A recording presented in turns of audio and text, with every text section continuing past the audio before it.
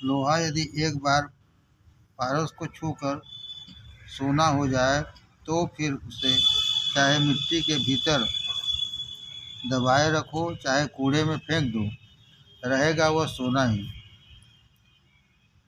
लोहा यदि एक बार पारस को छूकर सोना हो जाए तो फिर उसे चाहे मिट्टी के भीतर दबाए रखो चाहे कूड़े में फेंक दो, रहेगा वह सोना ही। जिन्होंने सच्चिदानंद को पा लिया है उनकी भी ऐसी ही अवस्था है।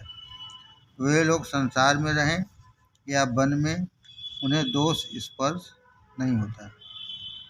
लोहे की तलवार को पारस से छुलाने से वह सोने की हो जाती है। यद्यपि आकार प्रकार वैसा ही रहता है, किंतु उससे हिंसा का कार्य नहीं हो सकता। इसी प्रकार भगवान के पाद पद्म स्पर्श करने पर मनुष्य से फिर कोई अन्याय नहीं होता। किसी व्यक्ति ने श्री रामकृष्ण देव से जिज्ञासा की, सिद्ध पुरुष होने पर कैसी अवस्था हो जाती है? किसी व्यक्ति ने श्री रामकृष्ण देव से जिज्ञासा की कि सिद्ध पुरुष होने पर कैसी अवस्था हो जाती है? उत्तर में उन्होंने कहा, जैसे आलू बैंगन पक जाने पर नरम हो जाते हैं, वैसे ही सिद्ध पुरुष का स्वभाव भी नरम हो जाता है, उसका सब अभिमान चला जाता है। श्री रामकृष्ण देव अपने शरीर को दिखाकर कहते थे, यह तो खोल मात्र है, माँ ब्रह्ममयी इसका आश्रय कर खेल रही है। श्री रामकृष्ण देव अपने शरीर को दिखाकर कहते थे, यह तो खोल मात्र है, माँ ब्रह्ममयी इसका आश्रय कर खेल रही है। राम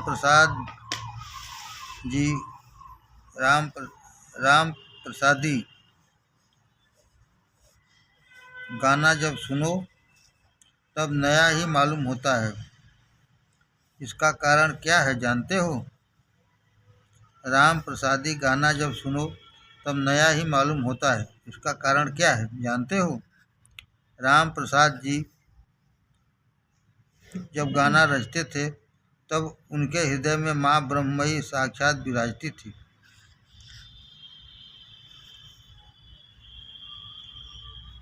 संसार में अनेक प्रकार के सिद्ध अवस्था लाभ होती है। संसार में अनेक प्रकार से सिद्ध अवस्था लाभ होती है, जैसे स्वप्न सिद्ध, मंत्र सिद्ध, हठात सिद्ध और नित्य सिद्ध। स्वप्न सिद्ध, स्वप्न में कोई अपने इष्ट मंत्र पाकर उसी को जपकर सिद्ध होते हैं। स्वप्न में कोई इष्ट मंत्र पाकर उसी को जपकर सिद्ध होते हैं। मंत्र सिद्ध, कोई सद्गुरु से मंत्र ग्रहण कर अपनी साधना द्वारा सिद्ध हो जाते हैं। हठात सिद्ध, दैव विवेक से किसी महापुरुष की कृपा लाभ कर जो सिद्ध होता है उसे हठात सिद्ध या दैव सिद्ध कहते हैं। नित्य सिद्ध, इनकी बचपन से ही धर्म में मति रहती है, जैसे कि लौकी या कुम्हड़े की बेल में पहले फल निकलते हैं और फिर उसके बाद फूल। फूल के नीचे से सहज में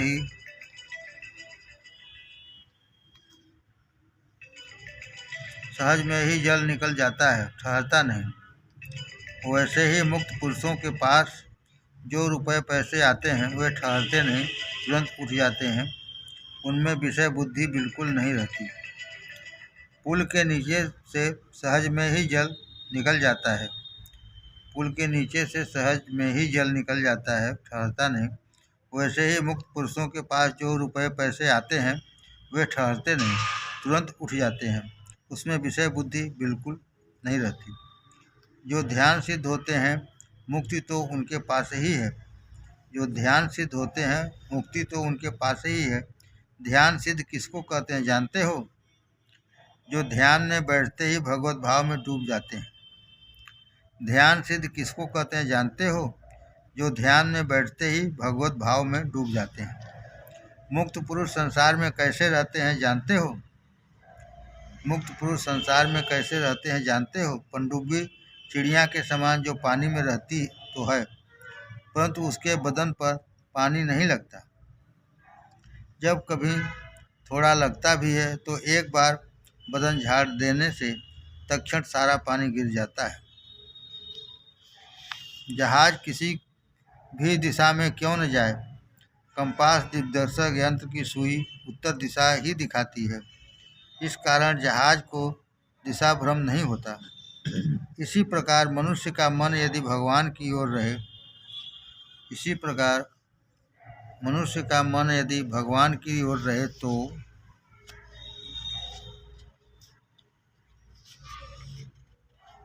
फिर उसे कोई डर नहीं।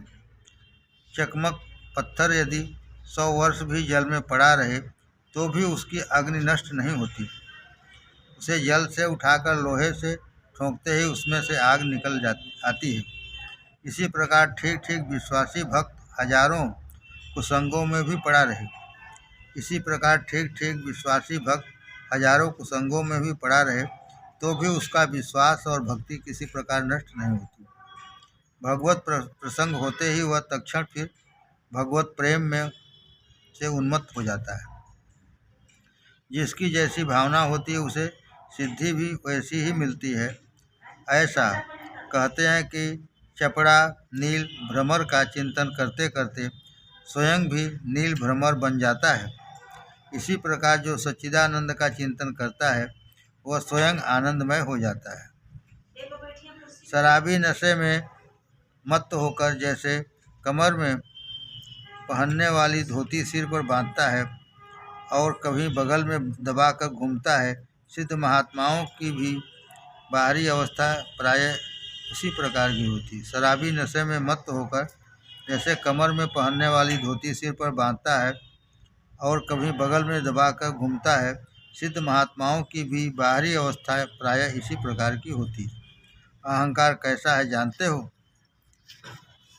कमल की पंखुड़ियों के झड़ जाने पर भी जिस प्रकार चिन्ह बने ही रहते हैं, या नारियल की डाली टूट जाने पर भी जिस प्रकार पेड़ पर उसका निशान बना ही रहता है, उसी प्रकार अहंकार टूट जाने पर भी उसका थोड़ा चिन्ह रह ही जाता है, परंतु उस अहंकार से किसी का अनिष्ट नहीं हो सकता।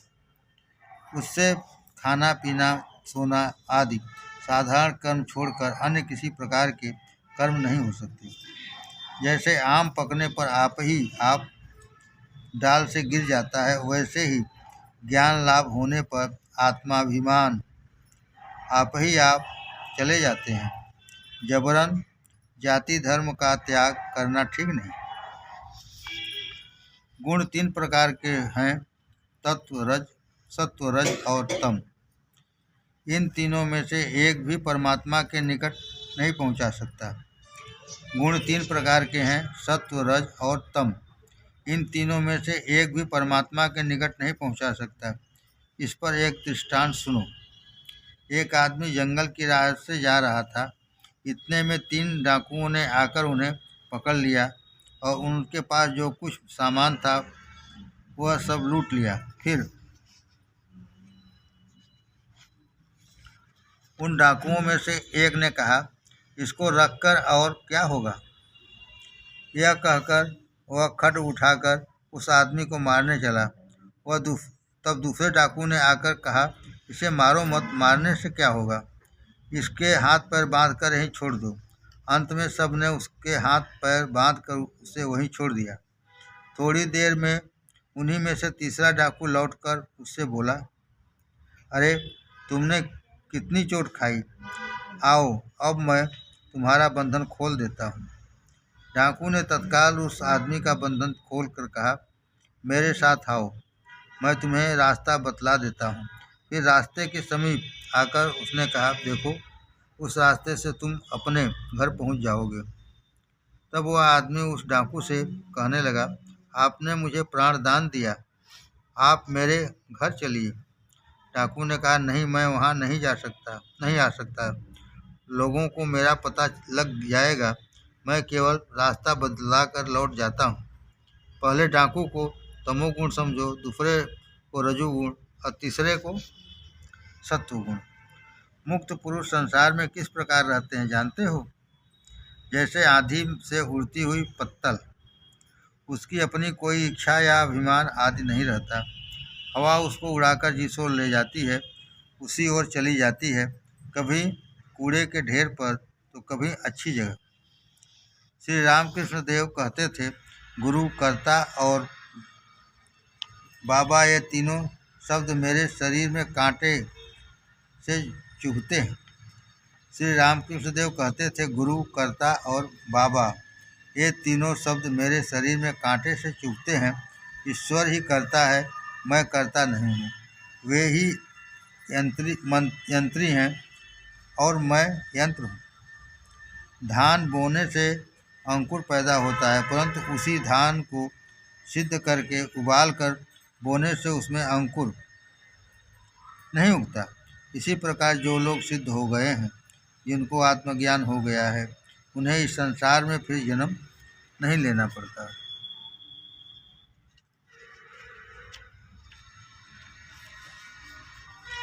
परमहंस अवस्था किसे कहते हैं जानते हो? हंस को दूध और पानी मिलाकर देने से जिस प्रकार वह दूध पी कर जल छोड़ देता है, उसी प्रकार परमहंस लोग संसार में सार वस्तु सच्चिदानंद को ग्रहण कर असार वस्तु संसार को त्याग देते हैं। पहले अज्ञान रहता है, उसके बाद ज्ञान होता है। अंत में जब सच्चिदानंद का लाभ होता है, तब साधक ज्ञान और अज्ञान दोनों के पार चला जाता है। यह कैसे? जैसे कि शरीर में कांटा चुभने पर कहीं से यत्नपूर्वक एक और कांटा लाकर उस कांटे को निकालते हैं, फिर दोनों कांटों को फेंक देते हैं। जो नाचना जानता है, उसका पैर कभी बेताल नहीं पड़ता।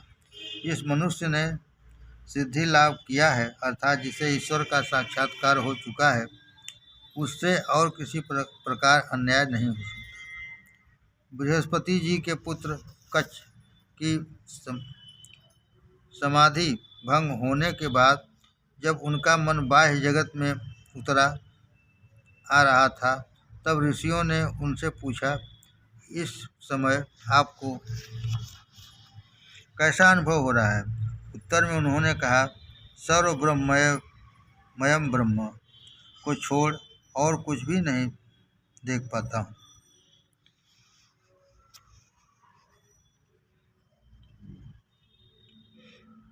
बृहस्पति जी के पुत्र कच्छ की समाधि भंग होने के बाद जब उनका मन बाह्य जगत में उतरा जा रहा था, तब ऋषियों ने उनसे पूछा, इस समय आपको कैसा अनुभव हो रहा है? उत्तर में उन्होंने कहा, सर्वम ब्रह्ममयम ब्रह्म को छोड़ और कुछ भी नहीं देख पाता हूँ। सर्वधर्म समन्वय। जिस प्रकार बिजली की रोशनी आती एक स्थान से है, किंतु शहर में नाना स्थानों में नाना रूपों में प्रकाशित होती है, उसी प्रकार नाना देशों के विभिन्न जातियों के धर्म गुरुओं को उसी एक भगवान के से स्फूर्ति मिलती है। छत के ऊपर जाने के लिए जैसे जीना, बांस, सीढ़ी आदि अनेक उपाय हैं, उसी प्रकार एक ईश्वर के पास पहुँचने के लिए अनेक उपाय हैं। प्रत्येक धर्म ही एक उपाय है। प्रत्येक धर्म ही एक उपाय है। ईश्वर तो एक है, परंतु उनके नाम और भाव अनंत हैं। ईश्वर तो एक है, परंतु उनके नाम और भाव अनंत हैं। जो जिस नाम और जिस भाव से उनकी आराधना करता है, वे उसी और उसी भाव से दर्शन देते हैं। कोई किसी भाव से, किसी भी नाम या किसी भी रूप से उस अद्वितीय सच्चिदानंद की उपासना या साधन भजन क्यों न करे, उसे निश्चय ही भगवान का लाभ होगा। जितने मत हैं उतने ही पथ हैं। जैसे इस काली मंदिर में आने के लिए कोई तो नाव में, कोई गाड़ी से और कोई पैदल आता है, उसी प्रकार भिन्न भिन्न मतों के द्वारा भिन्न भिन्न लोगों को सच्चिदानंद की प्राप्ति होती है। माँ का प्यार सब बच्चों के प्रति समान रहता है, किंतु वह किसी बच्चे को पूड़ी, किसी को बतासा, जिसे जो खाना सह होता है देती है। इसी प्रकार भगवान भी विभिन्न साधकों की शक्ति और अवस्था को देखकर साधना की व्यवस्था कर देते हैं। माँ का प्यार सब बच्चों के प्रति समान रहता है, किंतु वह किसी बच्चे को पूड़ी, किसी को बतासा, जिससे जो खाना सह होता है देती है। इसी प्रकार भगवान भी विभिन्न साधकों की शक्ति और अवस्था को देखकर साधना की व्यवस्था कर देते हैं। महात्मा केशव चंद्र सेन ने श्री रामकृष्ण देव से पूछा, भगवान तो एक है, फिर धर्म संप्रदायों में इतना पारस्परिक वाद विवाद क्यों दिखाई पड़ता है? श्री रामकृष्ण देव ने उत्तर दिया, जैसे इस पृथ्वी पर लोग यह हमारी जमीन और यह हमारा घर कहकर उसे घेर कर बैठ जाते हैं, किंतु ऊपर वही एक अनंत आकाश है, उसे कोई नहीं घेर सकता। उसी प्रकार लोग अज्ञानवश अपने अपने धर्म को श्रेष्ठ बताकर निरर्थक वाद विवाद किया करते हैं। जब ठीक ठीक ज्ञान प्राप्त हो जाता है तब परस्पर वाद विवाद नहीं रह जाता। हिंदुओं में अनेकानेक मतों की बातें पाई जाती हैं, तो फिर उनमें से हजारों हमारे लिए कौन सर्वश्रेष्ठ है? हम कौन सा मत ग्रहण करें? हिंदुओं में अनेकानेक मतों की बातें पाई जाती हैं, तो फिर उनमें से हमारे लिए कौन सर्वश्रेष्ठ है? हम कौन सा मत ग्रहण करें? पार्वती ने महादेव जी से प्रश्न किया, भगवान सच्चिदानंद के लाभ की चाबी कहाँ है? महादेव जी ने उत्तर दिया, विश्वास। मतों में कुछ नहीं रखा है, जो जिस मंत्र में दीक्षित हो उसी की वह विश्वास सहित साधन करे। पार्वती ने महादेव जी से प्रश्न किया, भगवान सच्चिदानंद के लाभ की चाबी कहाँ है? महादेव जी ने उत्तर दिया, विश्वास। मतों में कुछ नहीं रखा है, जो जिस मंत्र में दीक्षित हो उसी की वह विश्वास सहित साधना करे। जो लोग संकीर्ण विचार के हैं वे ही दूसरों के धर्म की निंदा करते हैं और अपने धर्म को श्रेष्ठ बताकर संप्रदाय गढ़ते हैं, किंतु जो ईश्वरानुरागी हैं वे केवल साधन भजन किया करते हैं, उनके भीतर किसी तरह की दलबंदी नहीं रहती। वैसे जैसे बधे ताल तलैये में ही काई आदि जमती है, बहती नदी में नहीं। भगवान एक है, पर साधक और भक्तगण भिन्न भिन्न भाव और रुचि के अनुसार उनकी उपासना किया करते हैं। एक ही दूध में कोई रबड़ी, कोई पेड़ा बनाकर खाते हैं, कोई दही या मट्ठा बनाकर पीते हैं और कोई मक्खन या घी निकाल कर खाते हैं। इसी प्रकार जिसकी जैसी रुचि होती है वे उसी भाव से भगवान का साधन भजन तथा उनकी उपासना करते हैं। जल है तो एक पदार्थ, किंतु देश काल और पात्र के भेद से उसके नाम भिन्न भिन्न हो जाते हैं। हिंदी में उसे जल कहते हैं, उर्दू में पानी और अंग्रेजी में वाटर। एक दूसरे की भाषा न जानने के कारण ही कोई किसी की बात नहीं समझ पाता, किंतु जान लेने पर फिर भाव में किसी तरह का भेद नहीं रह जाता। भगवान का नाम और ध्यान चाहे जिस रीत से करो उससे कल्याण ही होगा। भगवान का नाम और ध्यान चाहे जिस रीत से करो उससे कल्याण ही होगा। मिश्री की रोटी चाहे सीधी करके खाओ चाहे टेढ़ी करके, वह मीठी ही लगेगी। कर्म फल, पाप और पारा कोई नहीं पचा सकता। पाप और पारा कोई नहीं पचा सकता। यदि कोई छिपाकर पारा खा ले तो किसी न किसी दिन वह शरीर से फूट निकलेगा। पाप करने से उसका फल एक न एक दिन निश्चय ही भोगना पड़ेगा। रेशम के कीड़े जैसे अपनी लार से अपना घर बनाकर आप ही उसमें फंसते हैं, वैसे ही संसार के जीव भी अपने कर्म पास में आप फंस जाते हैं। जब वे रेशम के कीड़े तितली बन जाते हैं तब घर को काट कर निकल आते हैं। इसी प्रकार विवेक और वैराग्य के उदय होने पर बद्ध जीव भी मुक्त हो जाते हैं।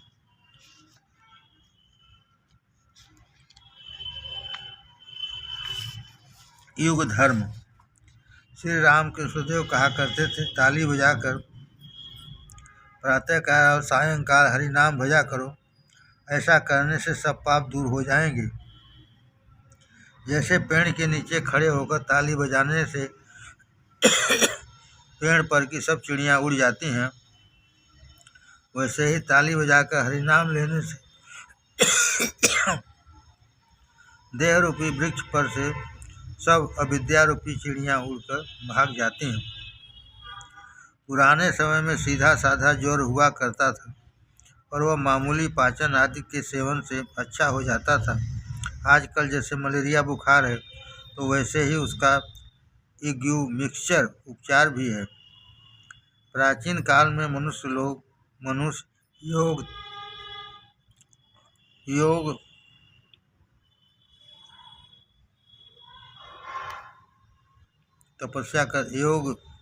त्याग तपस्या करते थे। तब तो कलिकाल के जीव हैं, उनके प्राण अन्नगत हैं और उनका मन भी दुर्बल है। वे यदि एकाग्रचित्त होकर हरि का नाम लें तो उनकी सारी संसार व्याधियाँ नष्ट हो जाएं।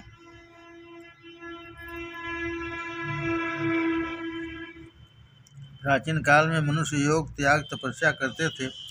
अब तो कलिकाल के जीव हैं, उनके प्राण अन्नगत हैं और उनका मन भी दुर्बल है। वे यदि एकाग्रचित्त होकर हरि का नाम लें तो उनकी सारी संसार व्याधियाँ नष्ट हो जाएं। जानकर अनजान या भ्रम से अथवा किसी प्रकार से क्यों न हो, श्री भगवान का नाम लेने से उसका फल अवश्य मिलेगा। जानकर अनजान या भ्रम से अथवा और किसी प्रकार से क्यों न हो, श्री भगवान का नाम लेने से उसका फल अवश्य मिलेगा। कोई तेल लगाकर स्नान करने जाए तो उसका जैसा स्नान होता है, वैसा ही यदि किसी को ढकेल कर पानी में गिरा दिया जाए तो उसका भी स्नान होता है। और यदि कोई घर में सोया हो और उसके बदन पर पानी डाल दिया जाए तो उसका भी वैसा ही स्नान होता है। किसी भी रीत से क्यों न हो, यदि कोई अमृत के कुंड में एक बार गिर पड़े तो अमर हो जाता है। यदि कोई स्तुति करके गिरे तो वह भी अमर हो जाता है। और यदि किसी को किसी तरह अमृत कुंड में ढकेल कर गिरा दिया जाए तो वह भी अमर हो जाता है। इसी प्रकार आने जाने अनजाने या भ्रम से अथवा किसी प्रकार से श्री भगवान का नाम क्यों न लिया जाए, उसका फल अवश्य होगा। इस कलयुग में नारदीय भक्ति मार्ग ही प्रशस्त है। अन्य गुणों में नाना प्रकार की कठोर साधनाओं का नियम था। इस युग में उन साधनाओं से सिद्ध लाभ करना बहुत कठिन है। एक तो जीव की आयु बहुत ही अल्प है, उस पर मलेरिया और बीमारियां उसे कमज़ोर कर देती हैं। वह कठिन तपस्या करे तो कैसे करे। धर्म प्रचार। साधु महात्माओं का उनके समीप रहने वाले संबंधी लोग विशेष आदर नहीं करते। साधु महात्माओं का उनके समीप रहने वाले संबंधी लोग विशेष आदर नहीं करते, पर दूर के मनुष्य उन पर श्रद्धा करते हैं। इसका क्या कारण है?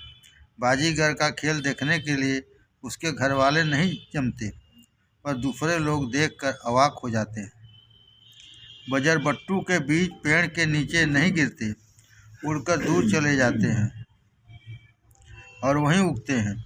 इसी प्रकार धर्म प्रचारकों के भाव दूर पर ही अधिक प्रकाशित होते हैं और सब लोग उनका आदर करते हैं।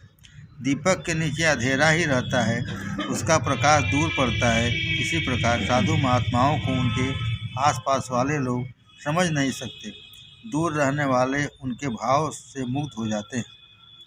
यदि आत्महत्या करनी हो तो एक नहरनी ही पर्याप्त होती है, पर दूसरे को मारने के लिए ढाल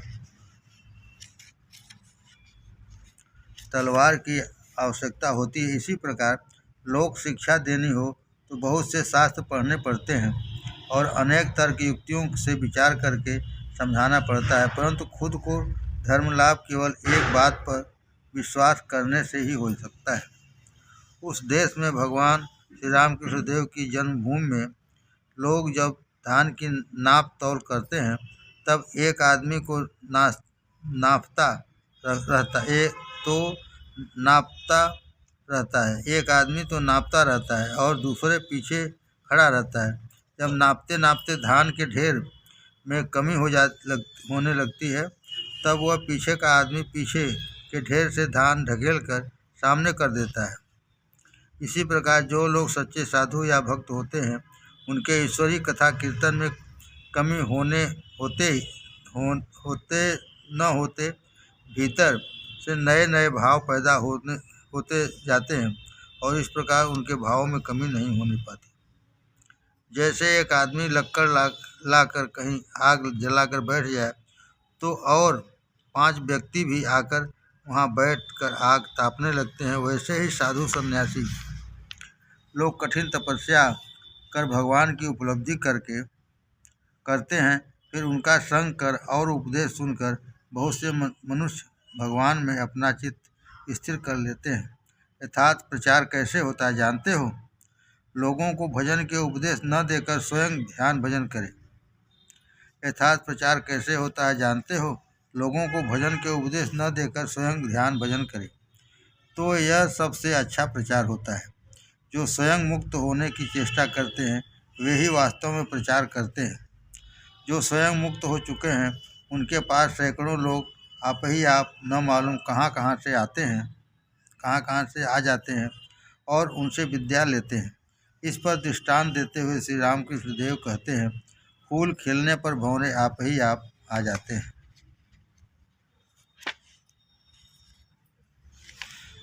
विविध। कलकत्ते के कोई एक प्रसिद्ध रईस एक दिन श्री रामकृष्ण देव के दर्शन करने आए और तरह तरह का कूट तर्क शुरू कर दिया। श्री रामकृष्ण देव ने उनसे कहा, वृथा तर्क से क्या लाभ होगा?